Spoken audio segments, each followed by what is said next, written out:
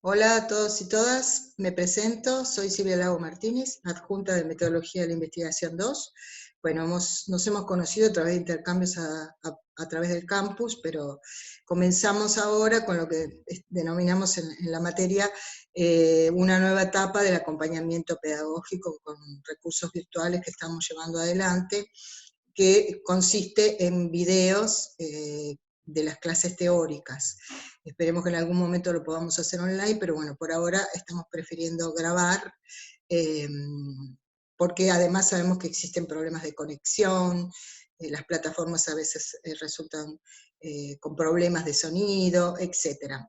Vamos a ir avanzando nosotros también, estas experiencias son nuevas, es decir, nos encuentran bastante desguarnecidos respecto a los recursos tecnológicos y también a veces de la formación acerca de este tipo de comunicación. Sabemos que las clases, esta forma de dar clases no sustituye a las clases presenciales, pero como les digo, suponen un aporte al trabajo que están haciendo ustedes con tanto esfuerzo, que es la lectura de los contenidos de la materia sin tener las clases teóricas, fundamentalmente porque en los trabajos prácticos pueden mantener un intercambio de pronto más activos, son grupos más pequeños, y bueno, encuentran con cada uno de los docentes del equipo, que son excelentes y tienen toda la voluntad de poder trabajar de la mejor manera posible, intercambian de otra forma. A ver, para mencionar un poco la situación de la facultad, o qué es lo que nos ha informado la facultad en el día de ayer, es que las clases presenciales comenzarían el 1 de junio y que llegarían hasta el 8 o 10 de agosto como primer cuatrimestre, y luego se tomarían exámenes finales, y en septiembre comenzaría el segundo cuatrimestre del 2020, es decir, de este año. Teniendo en cuenta ese calendario, nos hemos dado un cronograma y esperamos poder cumplirlo de acá hasta el 1 de junio. Veremos si efectivamente se pueden comenzar las clases, si no habrá que darse otra estrategia que, bueno, estará indicada por las autoridades. En principio, entonces, continuamos con esta forma de trabajo a distancia. Quiero aclarar que aquellos estudiantes que no tengan las posibilidades de hacer este seguimiento por diferentes dificultades, no quedan excluidos de la materia, sino que por el contrario forman parte de la matrícula, y una vez comenzadas las clases vamos a poder destinar algunos recursos para que se puedan poner al día. Ya veremos cómo, digo, estamos más o menos todos sobre el día a día, ¿no? Pensando cosas día a día a medida que va transcurriendo el tiempo. Bueno, dicho esto, quiero contarles que vamos a comenzar con la unidad 1 del programa de la materia, también hacer un poquito de historia, es decir, para aquellos que nos han acompañado en la cátedra Moreno desde Metodología 1, ya lo saben, pero para quienes vienen de otras cátedras de pronto no, las tres materias, la 1, la 2 y la 3, están articuladas no solo en cuanto a sus contenidos, sino en el desarrollo de lo que llamamos un preproyecto de investigación. En la materia 1, es decir, en método 1, ustedes trabajan sobre un proyecto general de investigación con una temática que nosotros les proponemos. Se articula un proyecto, que es la oferta o la propuesta que hacemos nosotros, y luego en método 2 llevamos adelante el desarrollo de las técnicas de registro y de muestreo, para la producción del dato, y en método 3 se dedican al análisis del material recolectado, es decir, de los datos producidos. Por eso en método 2 trabajamos con las técnicas cualitativas y cuantitativas, empezamos por las primeras, y además prevemos normalmente la realización de dos actividades que incluyen trabajo de campo, que son la toma de entrevistas y la toma de encuestas. En las entrevistas ya deberíamos estar tomándolas ahora en una situación habitual o normal, y las encuestas hacia la segunda parte del cuatrimestre. Vamos a ver si podemos hacer algo de esto o no. Por ahora está en suspenso. Bien, además de proponerles este acompañamiento pedagógico que a través de estos recursos ustedes tienen en el campus toda la bibliografía, los trabajos prácticos, las guías de lectura de la bibliografía y algunos hilos teóricos que los vamos a subir, que en general son las presentaciones que habitualmente utilizamos en las clases habituales presenciales. Entonces voy a incorporar acá la primera presentación que corresponde a la unidad 1, que como les digo es la misma que suelo utilizar presencialmente, con la diferencia que habitualmente en un teórico tenemos 2 horas de clase y aquí vamos a trabajar con un tiempo bastante más reducido, teniendo en cuenta que estar observándome a mí o a una guía de PowerPoint durante mucho tiempo puede ser muy pesado. Entonces vamos a entregar 3 videos por lo menos de la unidad 1, donde en cada uno de ellos vamos a abordar una técnica distinta. En principio, hagamos una revisión entonces de los contenidos de la unidad. Nos referimos a la investigación cualitativa, a la producción de datos primarios, es decir, aquellos que son recolectados o relevados por el investigador, la investigadora, el equipo de investigación, y las técnicas de instrumentos de registro, que es aquellas que nos permiten obtener información para luego producir el dato. Digamos, acá quiero hacer un muy pequeñísimo repaso, en general lo hacemos más largo, pero acá vamos a hacerlo breve, acerca de algunas de las diferencias fundamentales entre los abordajes cualitativos y los abordajes cuantitativos de investigación. Y esto tiene que ver con que la primera se centra en la diversidad de tradiciones, campos y correspondientes metodologías al interior de la investigación cualitativa. De manera que es imposible o muy difícil construir un único discurso epistemológico y metodológico cualitativo. Ahora, ¿por qué tenemos tanta diversidad de tradiciones y campos? Porque la investigación cualitativa la atraviesan o la nutre muchos campos y tradiciones científicas en las ciencias sociales y humanas, ¿no? Entre otros, la antropología, la historia, la psicología, la semiología, la sociología. Hoy en día podemos decir que esta disparidad de tradiciones científicas se encuentran bastante entrelazadas desde el punto de vista del trabajo de investigación concreto, empírico, es decir, de cuando nos estamos acercando a la contrastación de la realidad. Porque, no sé, la observación, que parece una técnica paradigmática de la antropología, también la usamos los sociólogos, ¿no? Tal vez de diferente forma. Es decir, cada campo va a construir objetos diferentes porque cada uno observa la realidad desde un nivel diferente, ¿no? Hay modos, estrategias, intereses, tensiones para observar la realidad, y un corpus teórico y preguntas-problema también diferentes. Es decir, podemos compartir el tema, pero muchas veces no compartimos el enfoque. Sin embargo, sí compartimos las técnicas desde la mirada de cada campo disciplinar. Entonces, como les anticipé, vamos a hablar de la observación, que como les digo, aparece muy asociada a la antropología y particularmente a la etnografía, ¿no? Y uno piensa en los antropólogos de principios del siglo XX, hasta mediados del siglo XX, con todo el trabajo y el desarrollo que hicieron de la disciplina, sobre todo en el marco de lo que se llamó la cultura, el estudio de las culturas en aquel momento muy diferentes y desconocidas, o parcialmente desconocidas por los investigadores. ¿Cuál sería la peculiaridad de la observación no excluyente en realidad? Que siempre se produce in situ, en el contexto real donde los sujetos desarrollan su acción. De esta manera van a abarcar todo el ambiente, el físico, el social y el cultural. Esto vale decir que donde se produce este acontecimiento, los hechos, que pueden ser en un momento dado o a lo largo de un tiempo más o menos largo de investigación, vamos a tener en cuenta todo el contexto donde esta comunidad o aquellos que conforman nuestra unidad de análisis o sujetos van a estar involucrados. Distintas modalidades podemos encontrar la observación. Por un lado, según el modo de participación del investigador, es decir, si el investigador es un observador participante o no participante. Esa es como una gran división que ahora vamos a mirar nuevamente, que tiene que ver con el rol del investigador o de la investigadora en la observación.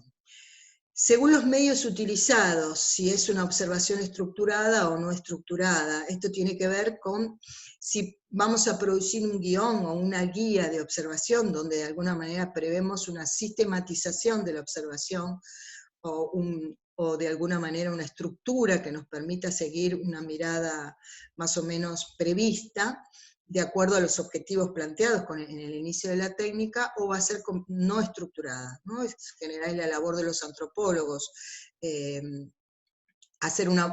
producir observaciones sin tener una guía prefijada que se puede ir construyendo a lo largo del trabajo, pero no a priori. Tampoco vamos a encontrar situaciones totalmente dicotómicas, es decir, o es totalmente estructurado o es totalmente no estructurada. Eso, como les digo, va a depender de los objetivos y en general está entrelazado, ¿no? Podemos construir un guión, pero a veces ese guión o guía de observación luego tiene que ser transformado, porque una vez en lo que llamamos el campo, encontramos que efectivamente necesita una reestructuración o mirarlo desde otro lado.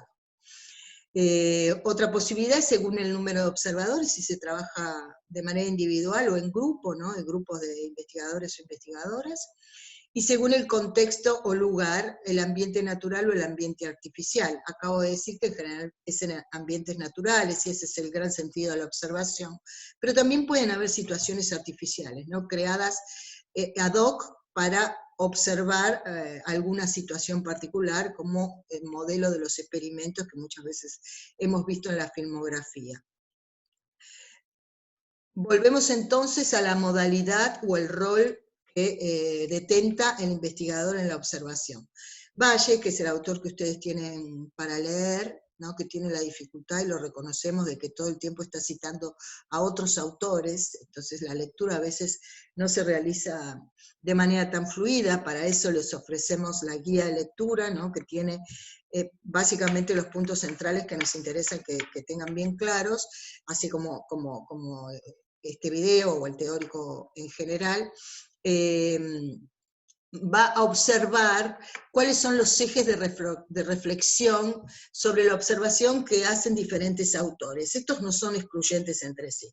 Entonces se empieza analizando como una primera dicotomía entre lo que es la observación científica y la observación común, basándonos que la observación común es algo que habitualmente todos hacemos en nuestra vida cotidiana, ¿no? Es decir, todo el tiempo estamos observando situaciones, contextos. Es más, se dice yo soy muy observador o yo soy poco observadora. En general hay comentarios a ese respecto, mejor que observemos de qué se trata la situación. Es decir, que en nuestra vida cotidiana, sin pensarlo como una actividad preparatorio, tenemos observaciones cotidianamente. En cambio, la observación científica es el traslado de la observación común a un método científico, es decir, que sea orientada y planificada. Ahora lo vamos a ver. Otro eje de reflexión es que esta observación científica tenga una aproximación directa o otras acompañada por otras aproximaciones indirectas. La aproximación directa sería la acción concreta de observar, y las aproximaciones indirectas serían, además de las observaciones, nutrirnos de otros materiales que nos van a ayudar a comprender justamente esa observación, de poder interpretarla, que son, por ejemplo, preguntas, interrogación, documentación. Es muy común que en una situación de observación en un contexto determinado uno pueda establecer algún diálogo, lo que se llama a veces diálogos de pasillo, por decirlo de alguna manera, con algunos de los actores que forman parte de ese contexto que estamos observando.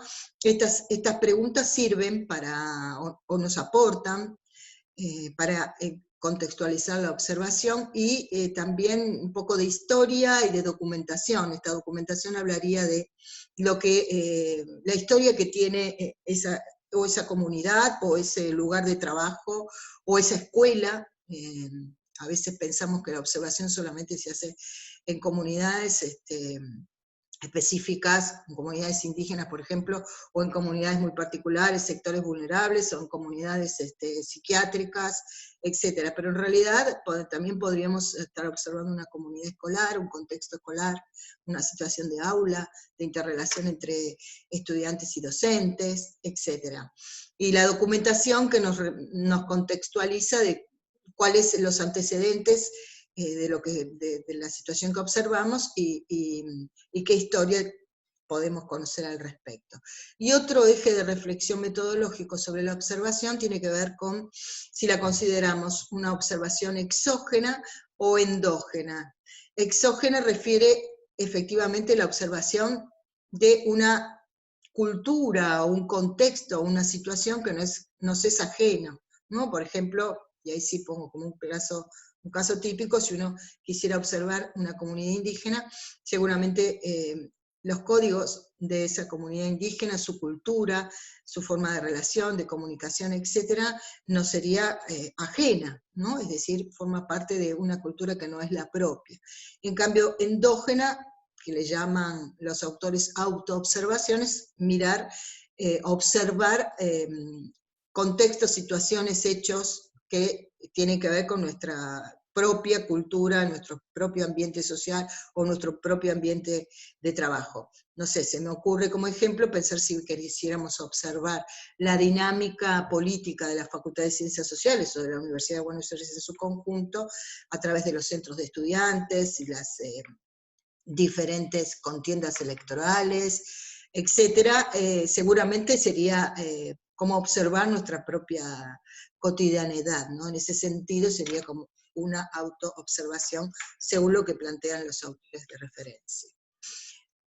Otro autor que tienen para leer de manera optativa es Ruiz Olabuénaga, que también se dedica a escribir sobre la observación, y menciona, de ahí retomamos lo que veníamos diciendo antes, que la observación común puede transformarse en herramienta de investigación social y en técnica científica de recolección de la información, siempre y cuando la orientemos, la planifiquemos, la controlemos y la relacionemos con proposiciones y teorías sociales, y la sometamos a controles de objetividad y confiabilidad. O sea, orientándola quiere decir que nos proponemos metas, objetivos. Planificándola, bueno, vamos a planificar el acceso al campo, los documentos que vamos a relevar, la información que podemos obtener, inclusive las entrevistas o información que podemos obtener de investigadores claves o actores claves o incluso especialistas sobre el tema.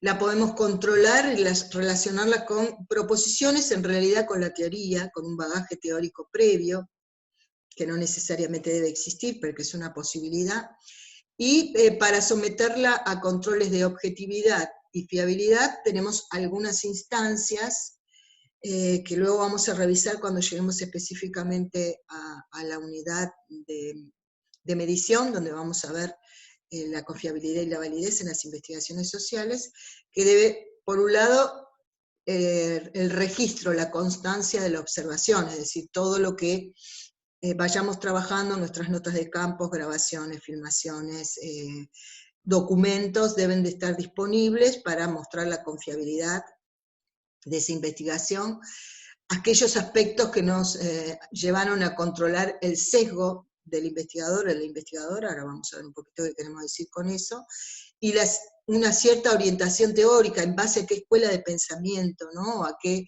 lineamiento teórico nos vamos a acercar a la observación.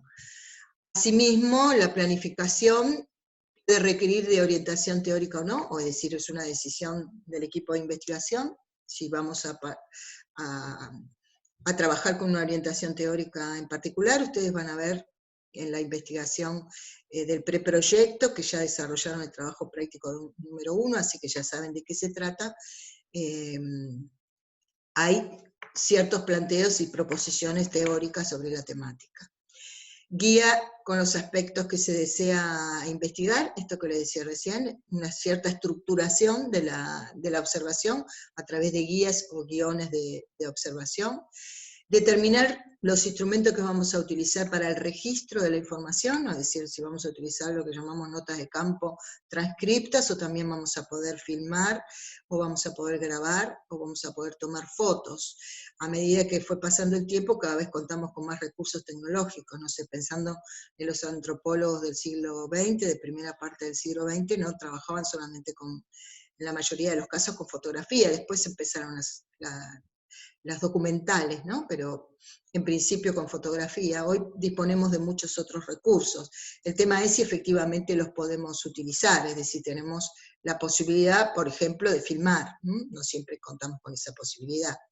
Y resolver problemas prácticos que tienen que ver con el acceso al lugar, al contexto, a la situación. Es decir, no siempre podemos tener esta posibilidad.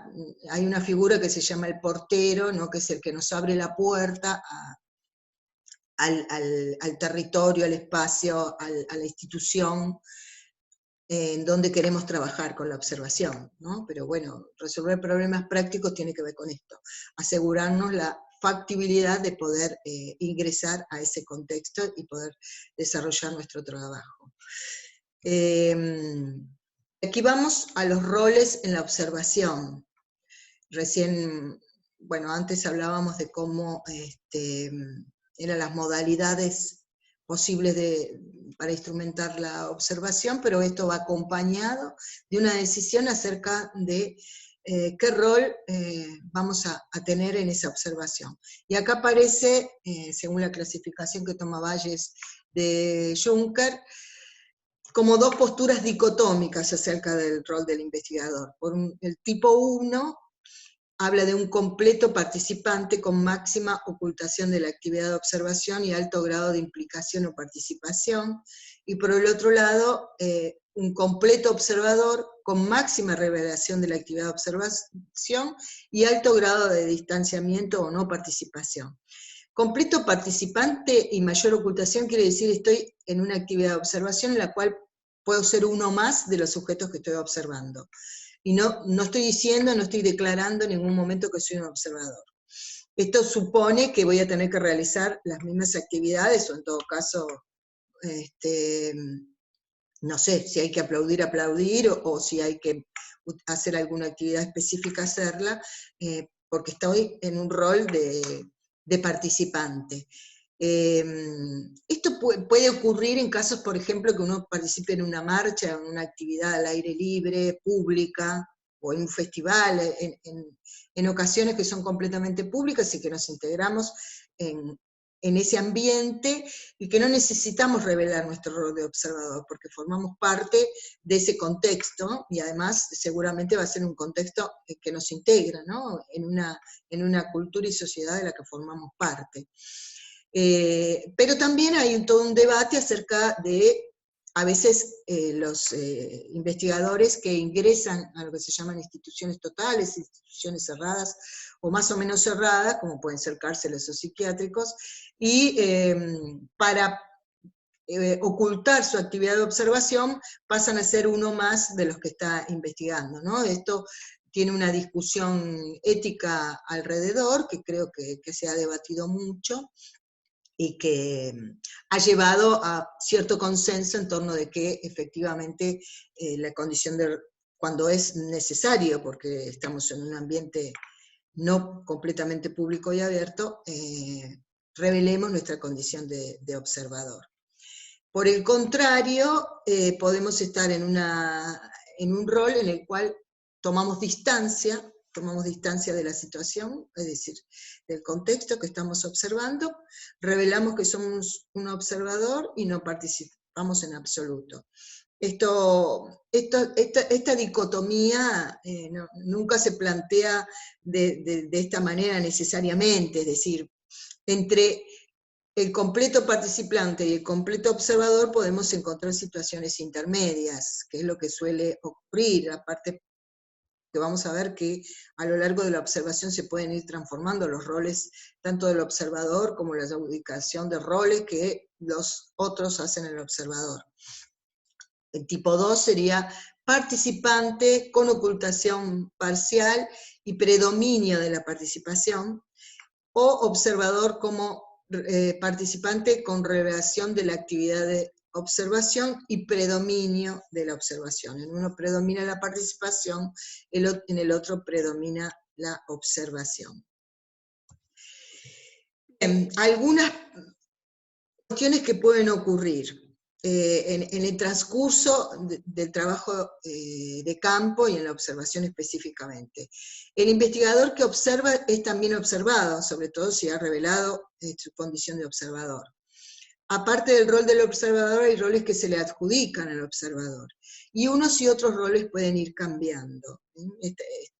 Esto quiere decir que un investigador o un grupo de investigadores o una investigadora pueden incluso acordar con aquellos, con aquel contexto el que van a observar, o, por ejemplo en una institución escolar, pueden acordar que su rol es de observador y todos lo saben, pero se empiezan a adjudicar otros roles diferentes, por ejemplo, no sé, colaboración en alguna actividad. Se me ocurre, ahora hablando de la situación de la educación virtual y todo el debate que esto implica, a veces pueden servir como aporte para resolver problemas tecnológicos u otras cuestiones. O también, a veces, los investigadores y las investigadoras tienen que llegar a ciertas negociaciones, entre comillas, para poder acceder, ¿no?, a la factibilidad. Bueno, necesitamos que nos ayudes con alguna, no sé, con algún aporte para esto, o que seguramente tiene que ver con dar visibilidad a nuestra problemática, si es un problema de una comunidad o una institución. Pero bueno, como es una situación muy dinámica, estos roles pueden ir cambiando y eso puede originar sesgos en la investigación que ahora vamos a ver. Algunas de las tradiciones sociológicas que conocemos donde la utilización de la observación ha sido muy importante. En la sociología formal de Simek, en la sociología dramatúrgica de Goffman, con la visión escénica y virtualizada de relaciones sociales. De hecho, el trabajo práctico número 2, que ustedes van a comenzar esta semana, hoy es martes, día de teórico, van a ver justamente un texto de Goffman, en realidad fragmentos de un texto de Goffman, para trabajar sobre la observación. Los estudios de la esfera pública de Adler, la autoobservación marco de la sociología fenomenológica de Schutz, y la etnometodología, ¿no?, que son estudios de fenómenos empíricamente observables. Generalización de las observaciones, los temas de validez, que Valles menciona a Denzin en este punto, y desarrolla del capítulo una parte bastante importante sobre Denzin, o sea, sobre la mirada de Denzin, que es un metodólogo muy tradicional de las ciencias sociales, que seguramente lo han visto en método 1 y lo van a seguir viendo. Habla de determinados sesgos que se pueden producir si no se tienen en cuenta algunas cuestiones. Uno es la historia, tener en cuenta la historia, los factores relevantes que ocurrieron antes de la observación y cuyo desconocimiento por parte de la investigadora o el investigador puede llevar a interpretaciones erróneas. Y acá se apoya mucho Denzin en trabajar con documentos y recopilar la historia, es decir, no ir al lugar donde vamos a trabajar en la observación sin conocer previamente de lo que vamos a ver o lo que estamos hablando. Cambios en la perspectiva del investigador, a veces en la antropología se dice convertirse en nativo, es decir, no tomar la distancia necesaria, sino que involucrarse demasiado en la situación o el contexto y perder esta perspectiva en el rol de investigador. Bueno, estoy pensando en un documental muy interesante que se llama El etnógrafo, en el que un etnógrafo inglés, creo, norteamericano, va a estudiar a la comunidad Wichi y se involucra con esta comunidad, bueno, se involucra tanto que finalmente se queda viviendo allí. El documental lo pueden encontrar, seguramente se puede descargar. Si bien, obviamente, cuando ya decide quedarse a vivir, es más, se casa con una miembro de la comunidad, pero él va cambiando su perspectiva, ¿no? Y luego se convierte en uno de los líderes y principales consultores de la comunidad. Y también, y está relacionado también con la historia, las situaciones donde se obtienen las observaciones que no fueron contextualizadas suficientemente, es decir, justamente que no conocemos con profundidad o en la medida en que la información que podamos obtener nos lo permita, este contexto atravesado, que atraviesa la comunidad. O sea, estoy pensando en situaciones de conflicto en una fábrica, por ejemplo, o en cualquier lugar de trabajo, donde tal vez la realidad de la dinámica que vamos a observar no incluía un conflicto ya sea por despidos o por situaciones que tienen que ver con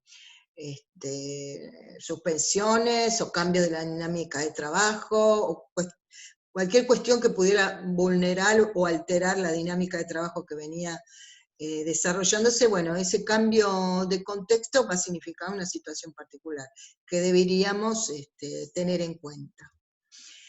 Muy bien, ¿cómo registramos la información? Es decir, estamos trabajando con la observación, la diferencia, me atrevo a decir, no quiere decir con esto que sea la única palabra, que la diferencia entre los sociólogos y los antropólogos es que para nosotros la observación se da un tiempo y en un periodo acotado. En cambio los antropólogos, como es una técnica muy utilizada y que considera muy valiosa para su trabajo de investigación, a lo mejor están muchos años observando una situación, un contexto determinado, ¿no? En general, los sociólogos solemos acotar esto a una actividad concreta, lo que no quiere decir que no volvamos a hacer observación nuevamente en un periodo de investigación. Pero bueno, tenemos que registrar toda esta información que estamos obteniendo. Y aparece el concepto de notas de campo, que en realidad es un concepto muy antiguo y tiene que ver también con la antropología.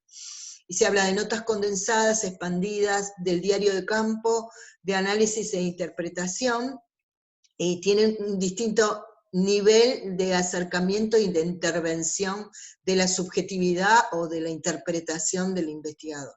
Las notas condensadas serían las notas concretas y, digamos, lo más objetivas posible de lo que estamos viendo. Las notas expandidas suponen que el investigador a estas notas condensadas, a lo que observa, le incorpore apreciaciones que le son propias. Las notas del diario de campo suponen hacer un seguimiento a través del tiempo, de los días, o de las horas, o del contexto. Y las notas de análisis e interpretación ya incorpora la perspectiva y la formación específica del investigador, o sea, ya es una instancia posterior. ¿Cuáles son las ventajas e inconvenientes de la observación? En realidad vamos a mencionar solo algunas. La ventaja, o una de las ventajas más significativas, es el hecho que la obtención de la información es de primera mano, es decir, es algo recopilado, recolectado, observado por el equipo, por el investigador o la investigadora. Se pueden seleccionar los casos, o sea, con posibilidades de muestreo, seleccionar los casos que vamos a observar, y se puede seguir estas situaciones o casos a lo largo del tiempo, o en contextos diferentes inclusive. ¿Cuáles son los inconvenientes? Y están bastante relacionados con lo que decíamos antes de los sesgos que se pueden producir en el proceso de la observación o de la investigación, el trabajo de campo. Variabilidad a lo largo del tiempo de observación, o sea, varían las condiciones, el contexto, los sujetos que son observados, el propio investigador. Hay un límite al contenido observable, o sea, comportamientos que no son públicos, no se pueden observar. Falta de equivalencia en la atribución de significado a los comportamientos observables de sociedades o culturas diferentes, ¿no? Por eso los antropólogos trabajaban generando significados a partir del desconocimiento de culturas o sociedades que les eran completamente ajenas, ¿no? O sea, esta falta de equivalencia a observables de sociedades o culturas muy diferentes también puede ser un inconveniente. Bueno, hasta aquí La técnica, por supuesto que ustedes pueden tener muchas preguntas, inquietudes al respecto, y vamos a habilitar un foro, bueno, lo voy a abrir yo en realidad en el campus a partir de mañana miércoles, para que ustedes puedan formular preguntas, ya sea de la bibliografía, de la clase, y bueno, lo dejaremos abierto hasta el viernes, para que tengan tiempo de ver el video, de conocerlo, de ir a la bibliografía si les surgen algunas dudas, y después voy a sistematizar la información y la voy a... Y voy a hacerle la devolución de las preguntas, es decir, que la idea de la devolución de sus preguntas tendría que ver con la condensación de esa información que ustedes necesitan, porque muchos van a hacer preguntas que son similares entre sí. Entonces, bueno, realizaremos alguna sistematización al respecto. Bueno, buenas noches y nos vemos en la próxima. Muchas gracias.